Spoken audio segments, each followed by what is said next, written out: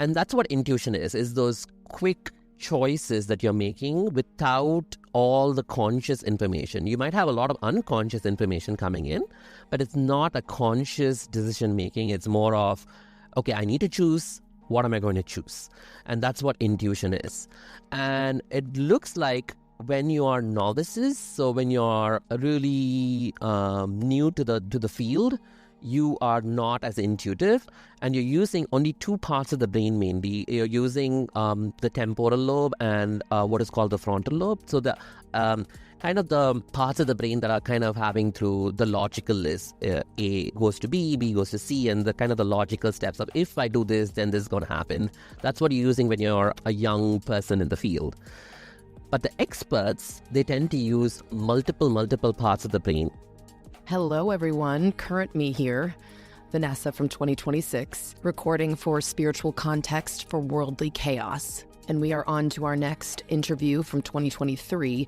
This interview is amazing. I don't know how many people I could find that could bridge the gap between neurology and intuition and tarot. We talk a lot about tarot in this interview, but it was just fascinating to even meet a person like this. So I am excited for 2023 me to let you all hear this interview. And before that, again, if you'd like to read more on Siddarth or the other interviews, or you'd like to know what transits are coming up in the sky, go ahead and check out my Substack. You can find it in the description box below. And if you like the podcast, feel free to subscribe to it. It lets Jessica and I know that you're enjoying it, and we have been having a great time doing it.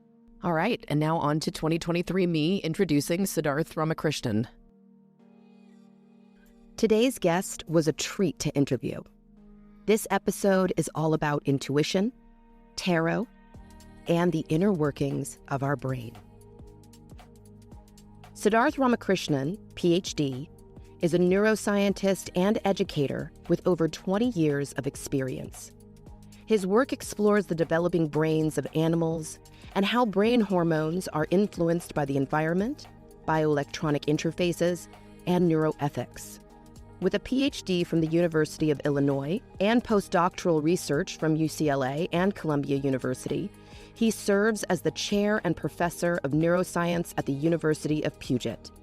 A fellow of the UCLA Art Sci Center, his collaborations with artists have led to exhibitions and documentaries that blend the worlds of art and science, highlighting topics like Hox genes, animal unwelts, and biomimicry.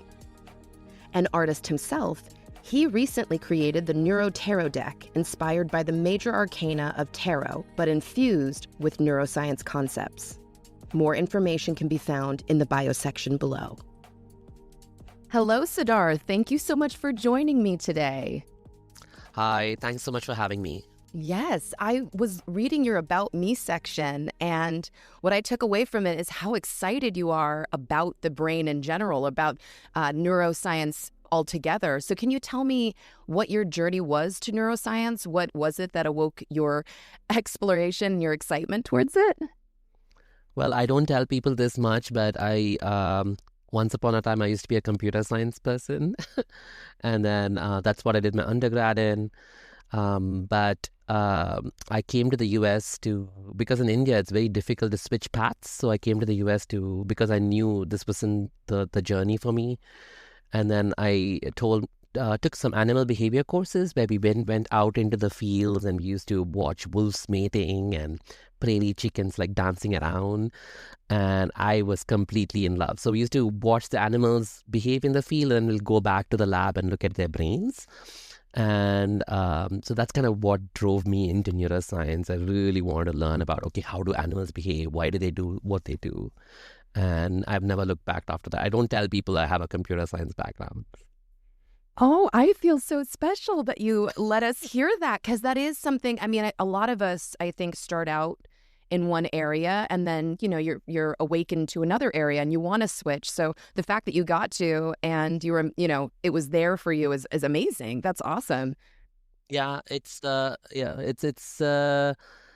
I think it's still useful to go discover those paths, but I'm glad I was lucky enough to find something that I really loved. Yeah. That's so great. So can you explain to us the study and practice of neuroscience, just for anybody who's not really as familiar with it? So a lot of my work actually involves small animals. So I mainly look at snail brains and fish brains and cockroach brains and things like that.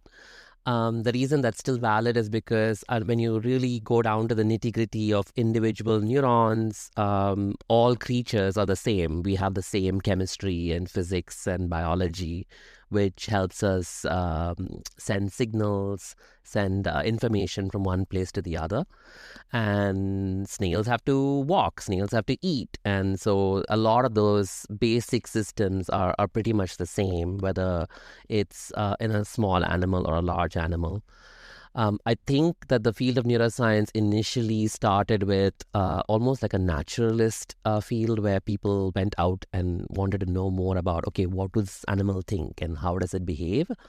I think over time it's become more, just like everything else, industrialized, where it's more about, okay, how does this animal going to help me learn about human diseases and things like that.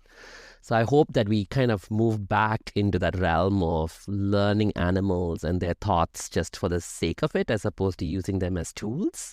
But yeah, and then even consciousness studies, when you're thinking about the larger human picture, even that now is going into, do our octopus conscious, our elephants conscious, and things like that. And I think that now is a very exciting time in neuroscience, because finally we've moved from, till now, a lot of the ways in which we are understanding brains and neurons is recording from 1 or 2 or maybe 4 or 5 cells. But now we have the capacity to image like the whole brain and how is everything connected to everything. So we're moving to that next level of analyzing the whole brain as opposed to individual bits and pieces. And especially with things like consciousness and those large questions, I don't think you can reduce them to those little nuts and bolts. You have to really think about that big holistic environment of the brain itself. And I think we are approaching that in the next level. And probably in the next couple of decades, we'll be there. Wow. So would you say that the original mindset or the previous mindset was that there is a left brain and a right brain, and they don't actually, like, well, if they talk to each other, they're not necessarily working together. But now we realize all of the parts of the brain work at once, right? In tandem. Yeah, I think the left brain, right brain, I think all of us use both parts of the brain. Maybe there's been some evidence of gender differences, that women might tend to use both parts of their brain more effectively than men. It's more about how you use them for different purposes. But I don't think there's a right brain or a left brain individual. I think we tend to use both parts of the brain pretty much. What could be different is more some centers, like the language centers, are located in one part of the brain. And so for you to unconsciously think about certain things and then verbalize them and then consciously think about them, I think that's where the two different parts of the brain need to get connected a little bit more. So sometimes you might be in the shower and you'll be like, oh, that's what happened. So you kind of, that unconscious thing kind of percolates up, and then you become aware that you knew something, and that's where the unconscious side of the brain is kind of talking to the conscious side, and in that some left-right asymmetry comes into the picture. That's a great way of looking at it, because that is, especially in the shower, that's how a lot of us come to our greatest ideas, innovation, realizations, is at least being in a comfortable space to allow access to that more unconscious realm of patterns, symbology, emotions, and now I can bring it to a language and express it, even if it's, just expressing it still in my mind, maybe not to somebody else, but just sort of coming to some resolution. So what do you do on a daily basis? You say you work with smaller animals and you look at the brain. Like, what do you do? Do you scan them? Do you, I think I read that you poke them sometimes. Yeah, so I used to work on fish, but now I work on snails, which I started my training with. snail brains look like bikini tops. Tiny, tiny bikinis, but they look like little bikini tops with with little polka dots on them. And each polka dot is actually one single neuron. So you can really kind of understand what that particular neuron is doing when the snail is behaving or doing certain activities. So currently, my research, I've been, for the last couple of, I would say decades, I've been working on how plastics affect the brain development and animal physiology. So we all know we are constantly exposed to plastic. So I don't look at how much of it kills somebody, but I'm rather looking at how this chronic, constant exposure to low levels of plastic, how is it affecting development, how is it affecting across generations and things like that. And for that, small animal models are great because you can make them reproduce. You can have them generate many generations of creatures and look at how exposing one animal can cause this downstream effect. So snails, within their embryos, they spin. They kind of do this rotational movement. I actually compared that with the spinning of whirling dervishes. It's really beautiful. It's like this, it's this constant rotation. And for that, they need some brain activity, kind of neural activity in order to cause that spin. And what we've seen is the plastics slow down the spin rate, which means you're not able to get as many nutrients or as much oxygen. So I'm right now studying how is that controlled. So how is the plastic affecting that spin rate? How is it affecting neurons that are controlling the spin rate? The other thing that happens is when you expose snails from development to plastics, they become what is called super feminized. So they have multiple vaginal folds, and they also have bigger egg whites almost. So the question is, if they have multiple vaginal folds, does it mean they have brain connection to that extra muscle that they're creating, or is it just like a fat, bigger muscle mass?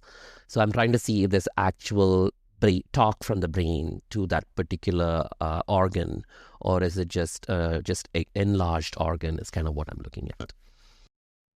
That is so interesting. It's so detailed, and with just polka dots to work with, it must feel like you're able to really hone in, really understand the ABCs almost maybe of the building blocks of all of us, Yeah, we have millions and millions of neurons, whereas snails more are on the order of thousands. So it's just easier to say, okay, this does that, and have a direct one-to-one connection and look at it, as opposed to in humans. That's amazing. So now let's get a little into tarot, because there's a lot of questions I think tarot readers who just start out want to know, that a lot of us are, able to communicate to them, but we don't know the brain the way you know the brain. And one of those main questions is about intuition and how the brain maybe forms intuition or comes to an intuitive response. Can you tell me a little bit about how a neuroscientist looks at intuition? Yeah, this is something I've been really exploring, because a lot of times people like tarot readers are just dismissed because it's all considered this woo-woo thing, but then if you look at the science literature, there's been actually a lot of research that's gone into intuition. Mainly it's with respect to doctors, surgeons, athletes, other game players. That's where most of the intuitive questions have been raised. Doctors, because especially doctors who are experts, they just know. When they look at you, they are kind of taking in all these different cues, maybe your skin color, your fingernail. They're taking in all these little bits and pieces, and then they say, it's most likely this is what's happening with you. Or when you're a surgeon and you are actively in the surgery, sometimes it's not what you planned. Things might go wrong, or things might be different, and then you have to make those very quick decisions, which are life-saving. And a lot of them are not like, if I do this, then I do that. Because if you start thinking that way in the middle of a surgery, you will lose time and you will not be able to perform properly. It's more of those really quick, intuitive decision making that needs to happen. And that's what intuition is those quick choices that you're making without all the conscious information. You might have a lot of unconscious information coming in, but it's not a conscious decision making. It's more of, okay, I need to choose. What am I going to choose? And that's what intuition is. And it looks like when you are novices, so when you're really new to the field, you are not as intuitive, and you're using only two parts of the brain mainly. You're using the temporal lobe and what is called the frontal lobe. So the kind of the parts of the brain that are kind of having through the logical list. A goes to B, B goes to C, and the kind of the logical steps of, if I do this, then this is going to happen. That's what you're using when you're a young person in the field. But the experts, they tend to use multiple parts of the brain. It almost looks like they're using, the main part of the brain they're using is a region called the caudate nucleus. And so the idea is that they're integrating everything, including the unconscious cues that are coming in. And what's been found is it's almost 10 seconds faster, the expert intuitive decision making, as opposed to the one that's coming through the logical steps, basically. And the one thing to say is intuitive decisions are not always the right ones. Right? Intuitive decisions are not always the right ones. It's at the moment you're making those intuitive decisions, it's going to give you what is called as a sense of cognitive ease. So you're feeling, okay, I made my decision, this is it. Or this is it. I'm sure this is the right answer to this question. So at that moment in time, it gives you that feeling of, okay, I'm done. I made my decision. This is the right one.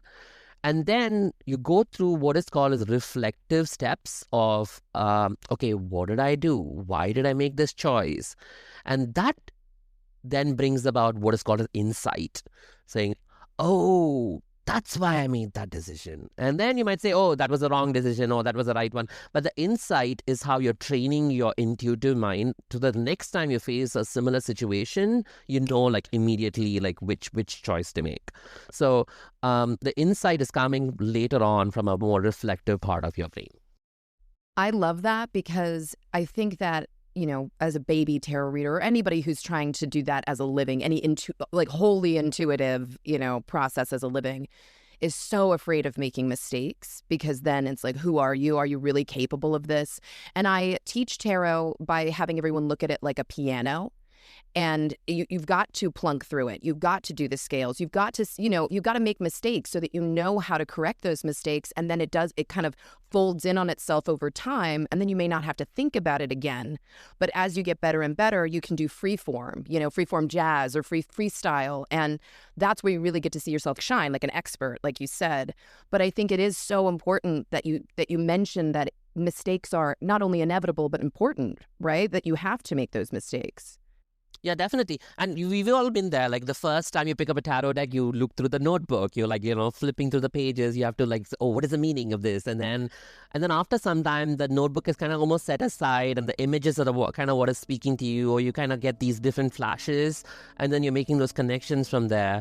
And I think that's where the expertise starts coming in. They're saying, you know what? I know that the notebook is saying this thing, but this is what this story is, the narrative is at this point. That's what I'm going through. Thank you so much for joining us. And if you're enjoying this podcast, please feel free to subscribe. Until tomorrow, blessed be.